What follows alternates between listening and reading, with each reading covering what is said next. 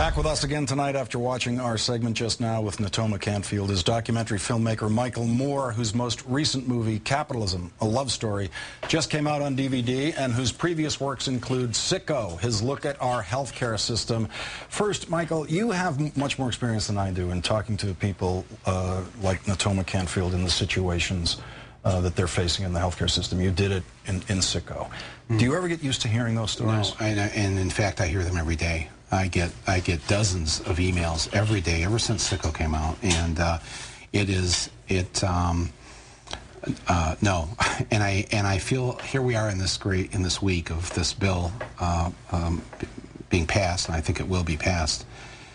That so many people. I was just thinking, oh, what you're talking to Natoma there about this leukemia. She doesn't have health insurance, and yes, she tries not to think about the bills. I bring up the bills to her, and an understandable answer is I try not to think about it. Yeah.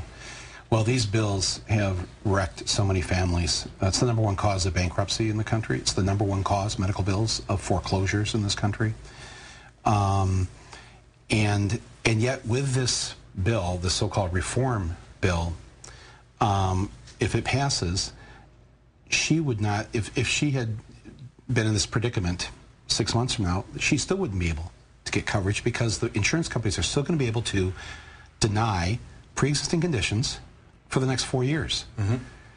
And I don't know how long you can live with leukemia, but this bill, as good as many of the things are in the bill, you know, young people can stay on their parents' insurance till 26. That's a great thing. It's a death sentence for literally tens of thousands of people who are going to get sick or have been sick, and because of their pre-existing condition. It's only going to be for children for the first 4 years, the pre-existing condition clause. And the bills, all the bills from the start, willfully, decisively left out 15 to 20 million people, just permanently out. That's no correct. attempt to cover them. No attempt to cover them. And there are some Natomas that will be left in that group. No, tens of thousands of more of them will be in that group who will die as a result. Their only crime for dying, their only crime that they will have committed is that they were a citizen in the United States of America. If they were a few hundred miles north of us here, they wouldn't die.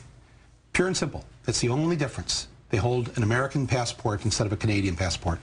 It's just, I think, you know, what she said is true. I mean, you want to get whatever, if I drove up an old AMC Pacer here to you tonight and said, here, Larry, I'm giving you a free car, I don't think you'd say, get the hell, get that out of here. Right. You know, and so, well, Mike, that's nice, and maybe you got a 16-year-old you can give it to.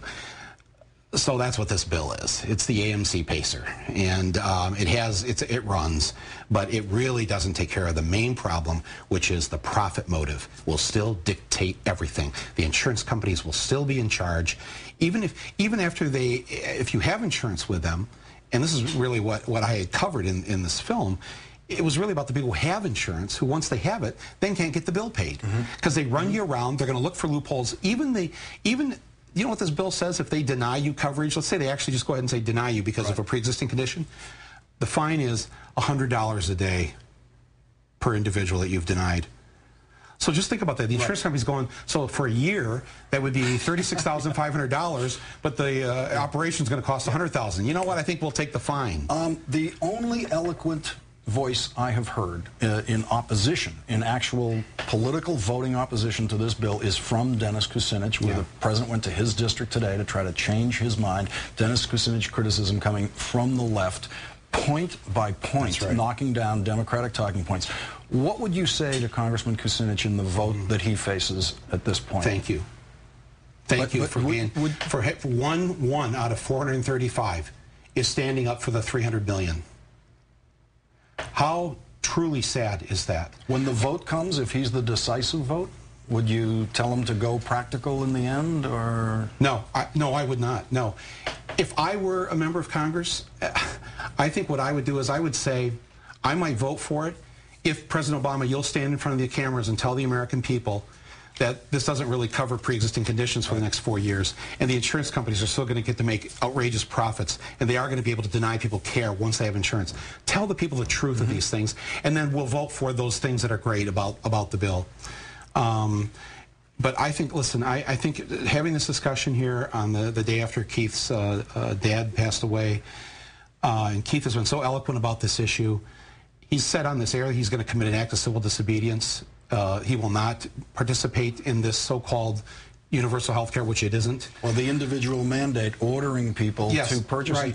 And President Obama said during the campaign, they don't need to be ordered to purchase insurance. They need to be helped to get insurance. I just want to say, I know we only have a few seconds left here, to thank you for telling people to be sure and you know, the family said in lieu of flowers to write a check to the National Association of Free Clinics, which Keith is going to be. He's been a tremendous supporter. Well, I heard that backstage there, and so I hadn't had my checkbook with me, so I'd like to write the first check and encourage everybody out there who's watching to please write your check and send it to the National Association of Free Clinics. Is that correct?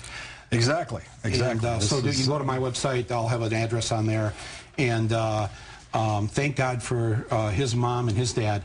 They obviously did something right. We are fortunate to have somebody like him out there fighting that battle. He's been heroic on every front, in his work and in what he had to do after work every night. And Michael, this is really this is a moving moment. I feel like Jerry Lewis. I wish there were many more coming in, but this is an amazing and hugely generous start, and I know how profoundly Keith will want to thank you for this. Well, no, everybody watching, please please give to this organization. It's really, really important, and do it in honor of Theodore Olbermann. Michael Moore, whose documentary Capitalism: A Love Story is now out on DVD. Thank you for the time. That's what the prompter says. I'm going to thank you for this contribution. This is really a very special thing to have you here tonight.